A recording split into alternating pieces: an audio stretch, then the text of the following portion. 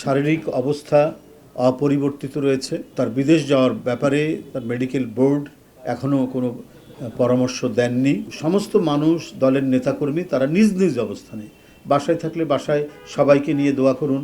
আমি আজকে সর্বশেষ যতটুকু শুনেছি, তিনি তার শারীরিক অবস্থা অপরিবর্তিত রয়েছে এবং তার বিদেশ যাওয়ার ব্যাপারে তার মেডিকেল বোর্ড এখনও কোনো পরামর্শ দেননি।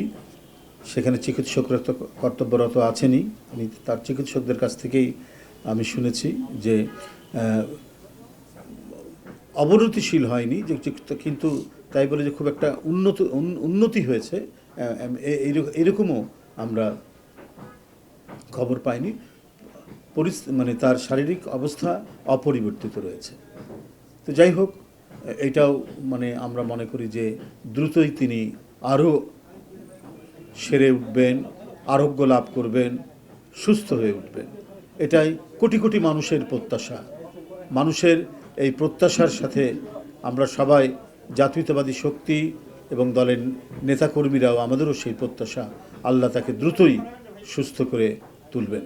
তার পরিবারের পক্ষ থেকে স্বয়ং ভারপ্রাপ্ত চেয়ারম্যান জনাব তারেক রহমান আমাকে টেলিফোন করে জানিয়েছেন যে তাদের যে মানে নেত্রীর প্রতি যে শ্রদ্ধা এবং নেত্রীর প্রতি তাদের যে আবেগ, সেটাকে নিঃসন্দেহে আমরা শ্রদ্ধা করি।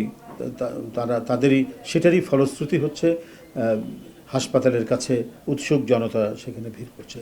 কিন্তু এই ভিড় করতে গিয়ে অন্যান্য রোগী, তাদের যারা মানুষ আছেন বা তাদের জন্য যে প্রয়োজনীয় যে ব্যবস্থাগুলি দরকার সেজন্য তাদেরকে দেখতে যারা যাবেন বা তাদের কাজে লাগবে যে বিষয়গুলো, সেটা বিঘ্ন ঘটছে। এমনকি আমাদের দেশনেত্রী বেগম খালেদা জিয়ার তারও চিকিৎসা কার্যক্রমে এক ধরনের বিঘ্ন ঘটছে। তো ওই এলাকাটা যদি মোটামুটিভাবে ভিড় কম থাকে, শান্তিপূর্ণ থাকে, তাহলে চিকিৎসকবৃন্দের, কারণ তাদেরও তো যাতায়াতের ব্যাপার আছে, সমস্ত মানুষ, দলের নেতাকর্মী তারা নিজ নিজ অবস্থানে, বাসায় থাকলে বাসায় সবাইকে নিয়ে দোয়া করুন, মসজিদে গিয়ে বলুন দোয়া করার জন্য, যার যার অবস্থানে থেকে করুন, কিন্তু হাসপাতালের সামনে আপনারা কেউ ভিড় করবেন না।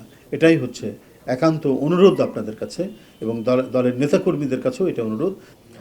যাই হোক, আমি আপনাদের সামনে আর কথা বাড়াবো না। আমাদের কর্মসূচির স্থগিত করেছি। এই স্থগিতের কথা আপনার জানালাম, কারণ আমাদের ব্যাপক প্রস্তুতি চলছিল সারা বাংলাদেশে, বিশেষ করে বিভাগীয় হেডকোয়ার্টার আমাদের কালুরঘাট বেতার কেন্দ্র থেকে, যেখানে তিনি স্বাধীনতার ঘোষণা দিয়েছিলেন শহীদ রাষ্ট্রপতি জিয়া রহমান, সেইখান থেকে শুরু হতো আগামীকাল।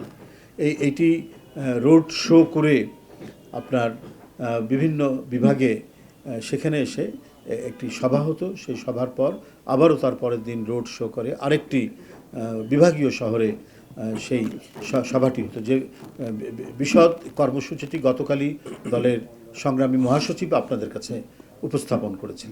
তো যাই হোক, এটিকে কেন্দ্র করে আমাদের ব্যাপক আয়োজন এবং প্রস্তুতি চলছিল সারা দেশের বিভাগীয় শহরগুলোতে এবং আমাদের বিভিন্ন অঙ্গ সংগঠন, সহযোগী সংগঠন এবং জেলা বিএনপিগুলো। কিন্তু দেশনেত্রী বেগম খালেদা জিয়ার শারীরিক অবস্থার কারণে আমরা এই কর্মসূচি স্থগিত রেখেছি। আপনারা কাছে আবেদন, আপনারাও আল্লাহর কাছে দোয়া করবেন যেন নেত্রী সুস্থ হয়ে উঠেন এবং আপনাদের মাধ্যমে সারা দেশে যারা সাধারণ মানুষ, যারা অত্যন্ত গভীর বেদনায় এবং তারা যে সহমর্মিতা দেখাচ্ছেন, সবাই যেন আল্লাহর কাছে দোয়া করেন। খবরের কাগজ, নিখাত, নির্ভীক, নিরপেক্ষ।